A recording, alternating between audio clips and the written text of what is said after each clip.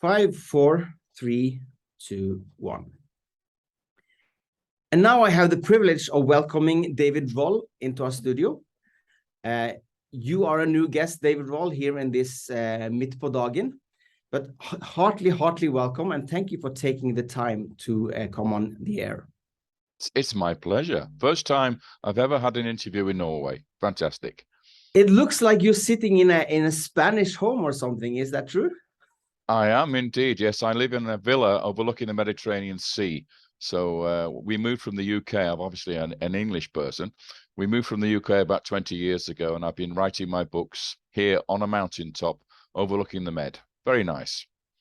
That is fitting to an archaeologist, mountaintops. Awesome. Yeah, absolutely, yes. Absolutely. Please tell me or introduce yourself to our listeners and viewers.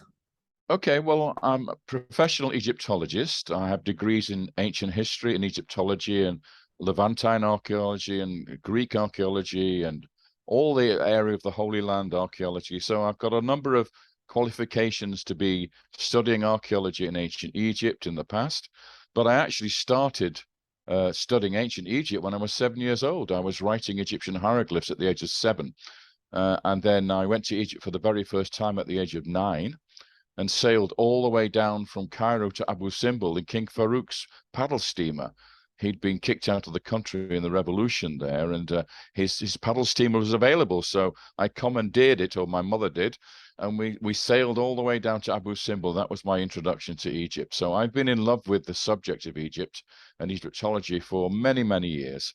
So that occupied most of my time, although I was also a rock musician and a record producer. So I was familiar to all the music industry stuff, and I had a couple of record contracts myself. And then I went to university, back to university again, to study, to get the degrees in the subject of ancient history and Egyptology, and eventually ended up writing books and presenting TV series, international TV series, which were very successful, best-selling books, and the TV series were internationally known throughout the world. And ever since I've retired, as you can see, I'm a little bit old now. I'm still writing books and still giving lectures and things. And I get invited all around the world to give talks and presentations. So that's a very brief history of my career. Awesome. And you even have a connection to Norway and Norwegian culture. Yes, one of the albums that I wrote and the band that I was in belonged to Chrysalis Records. The band was called Mandala Band, and the opening music that I recorded with that band for one of the albums became a very famous closing piece of music for one of your TV shows, a very notorious TV show, which I can never pronounce. It's a series which I'm sure you'll help us with. It's called Brødrene Dal. That's the one. Yes. With that, I think 90% of our viewers and listeners will connect to you. Well, that's great. So you know a bit of my music as well. Let's hope they can now learn a little bit about my scholarship as well. Much more important and actually much more interesting to though too. So you study Egyptology from kindergarten almost, but you also kind of you're not like mainstream either. No, that's true. I did all the degrees, so I'm a proper academic in that context. However, my work was involved in trying to sort out Egyptian chronology. That was what I specialized in and do specialize in today. And I discovered, to my horror, that the Egyptologists of the last 200 years had reconstructed the timeline of Egypt incorrectly. And as a result of which, it didn't synchronize with the biblical story.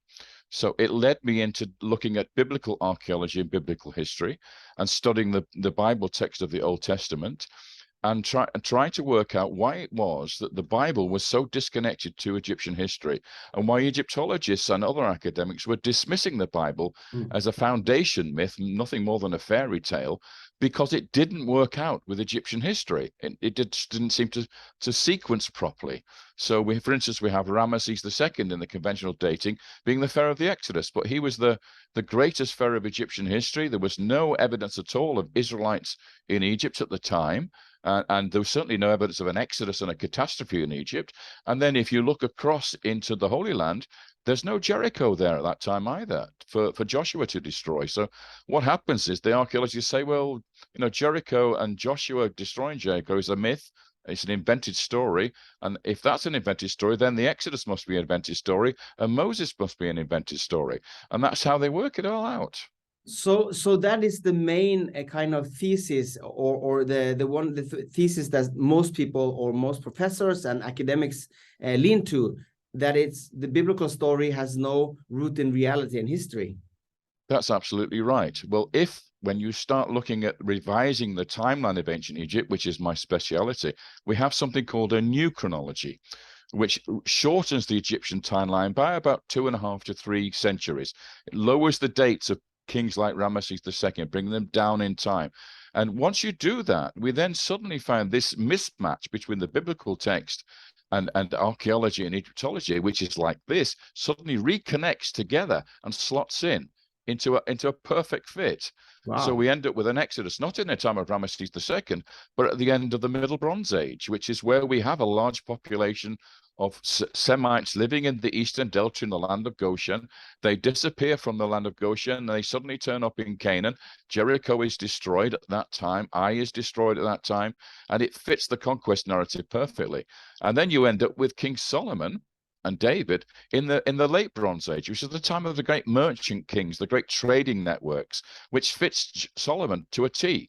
A perfect match there. Whereas at the moment, with the conventional dating scheme, is in the early Iron Age period, and that's a semi-impoverished era where you can't imagine a Solomonic kingdom. Have you been ostracized for this? Not really ostracized. I've received a lot of criticisms, as you can imagine. But it's basically because academics, especially Egyptologists, they have reputations to uphold, and they've been teaching this false chronology for the last 200 years. And the last thing they want to do is to admit they'd made a mistake, and they've written all these books about the timeline, how it doesn't fit. For instance, Israel Finkelstein in Israel is the great doyen of archaeology, and he basically claims that the Bible is not history until you get to the 8th century. Then it starts to get semi-historical. But prior to that, it's all mythology. Solomon was not a great king. Moses never lived in Egypt and never brought the Israelites out of Egypt. All these things come out of the false chronology. Have you talked to these people yourself, like personally? Yeah, oh, absolutely. I've met them all, talked to them all, and they've been interviewed on TV in the same shows that I've done. They're very negative towards these new ideas, but they are revolutionary. They are very controversial. The idea that you're going to change Egyptian timeline and you're also going to reinterpret the archaeology of the Holy Land, those are two big things. And you put those two together, that's explosive from an academic point of view.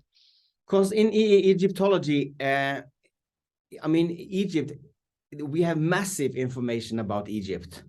And the King's List is fairly accurate in chronology. It's established within what we call the relative chronology, but the absolute chronology is where we have the problem. In other words, the BC dates are the issue here, not the fact that a king X followed king Y and he reigned for so many years. That's all well established. It's how you put it all together. Because remember, before the birth of Christ, the dating system was completely different to what we have today.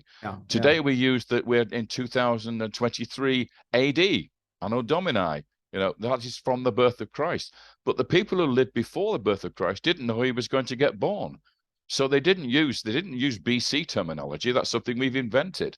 So the Egyptologists have created this timeline by constructing the king's reigns, looking backwards in time, and they've made a mistake with it. They basically made an error of around 250 years to 300 years. 7 minutes has passed already, actually. So we will have a short break with a song, and then we will come back and we will see what this hinges on. There's a certain date which is really crucial. So I want you to talk about that after this song that we listen to now. Okay.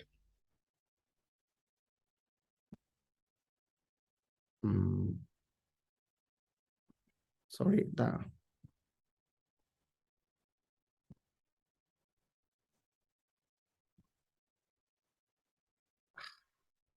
Recording.